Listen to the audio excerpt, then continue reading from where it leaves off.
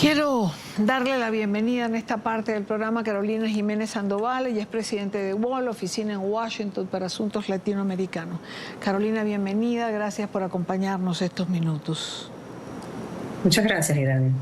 Las organizaciones no gubernamentales a nivel internacional se han estado pronunciando en relación a la situación que hay en Venezuela. Yo no sabría ya ni siquiera cómo calificarla. ¿Cómo la califican ustedes?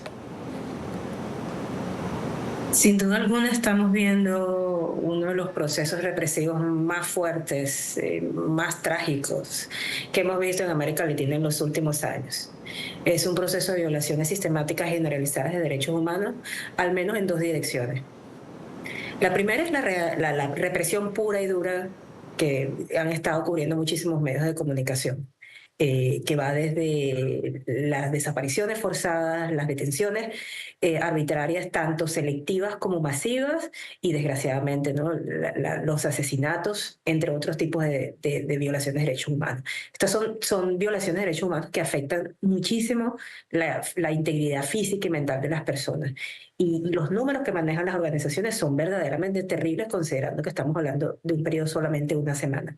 1.102 personas detenidas arbitrariamente, según nos dice el Foro Penal, de los cuales 100 son adolescentes. Y yo aquí quiero detenerme para decir una cosa muy importante.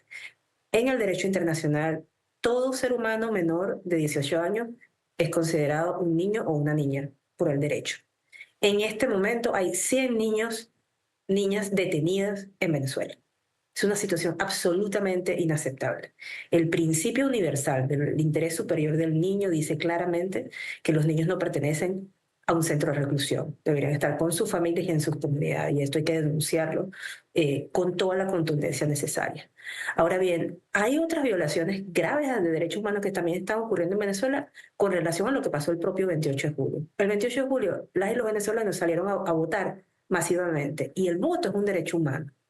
Que una semana después no se hayan publicado las actas, que el gobierno nacional se niegue, ¿no?, a ser transparente en cuanto al proceso electoral, que los resultados estén siendo por toda la comunidad internacional en este momento cuestionados, implica que el derecho al voto y el derecho a la participación política también han sido gravemente afectados. Entonces, estamos teniendo una reacción internacional importante, pero creo que, desgraciadamente, como tú muy bien dices, es difícil describir con palabras lo que está pasando en Venezuela en este momento en términos de derechos humanos. Sí, es una reacción internacional importante, pero se queda corta.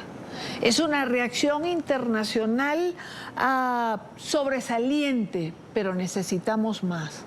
Porque cuando los derechos humanos están en juego, como lo están en Venezuela en este momento, la voz que se levanta tiene que ser escuchada.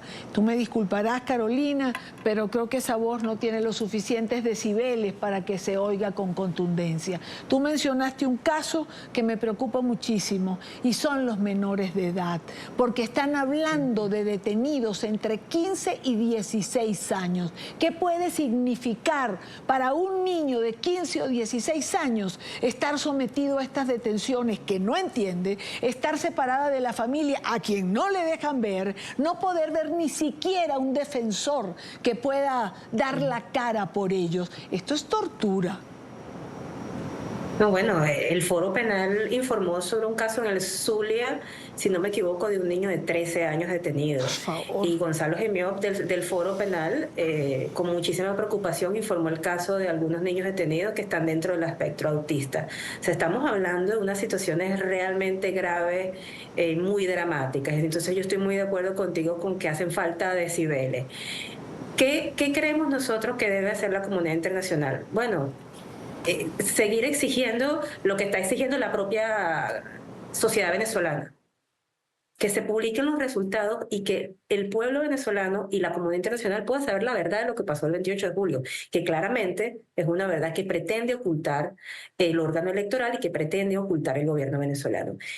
sí, hay que condenar las violaciones de los derechos humanos y creo que no se está haciendo con la fuerza que quisiéramos ver, pero hay que seguir insistiendo desde el trabajo de los medios, los defensores, pero la ciudadanía en general, y yo creo que en eso hay muchas redes activadas.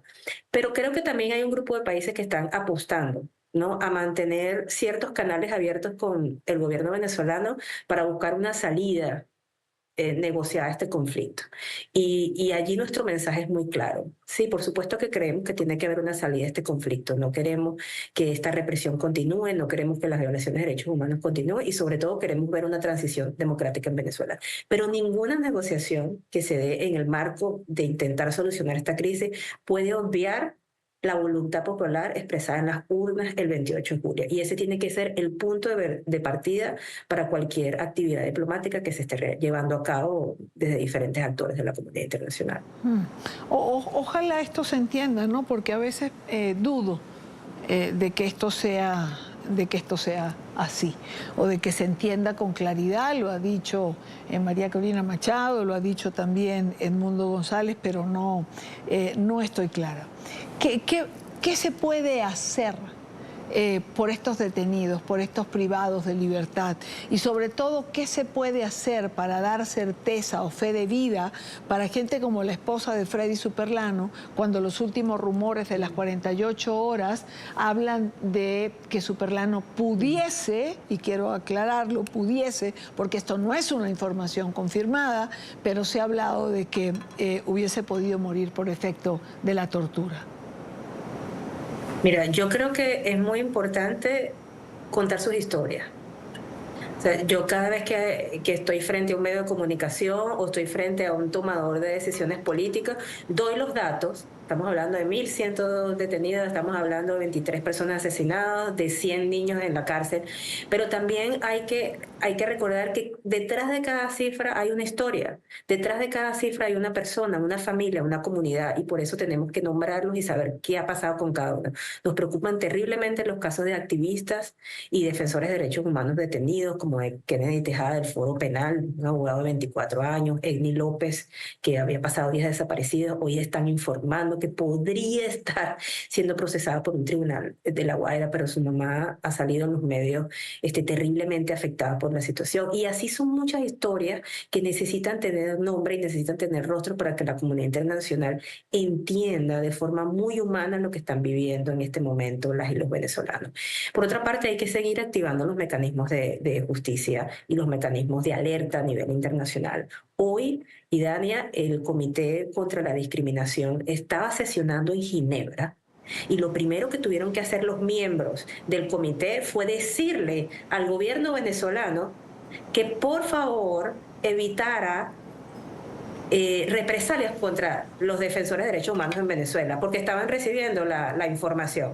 De hecho, algunos defensores no pudieron ni siquiera salir de Maiquetía para atender este importante evento y tenían preparada su invitación y todo. Entonces, yo sí creo que el mundo está mirando, pero que desgraciadamente estamos frente a un gobierno muy represivo que no quiere aceptar la voluntad popular expresada el 28 de julio, pero tampoco quiere aceptar el escrutinio y el monitoreo internacional sobre derechos humanos. Y yo creo que la denuncia y la visibilización tienen que ir de la mano con la búsqueda por una salida pacífica y democrática de esta horrible crisis que vive el país. Absolutamente de acuerdo, Carolina. Como siempre, gracias por acompañarnos, sobre todo en momentos como este. Gracias por estar con nosotros. Muchas gracias, Idania. Para ti y para la audiencia, un saludo. Mil gracias de nuevo. Carolina Jiménez Sandoval, presidenta de WOLA, desde la oficina en Washington.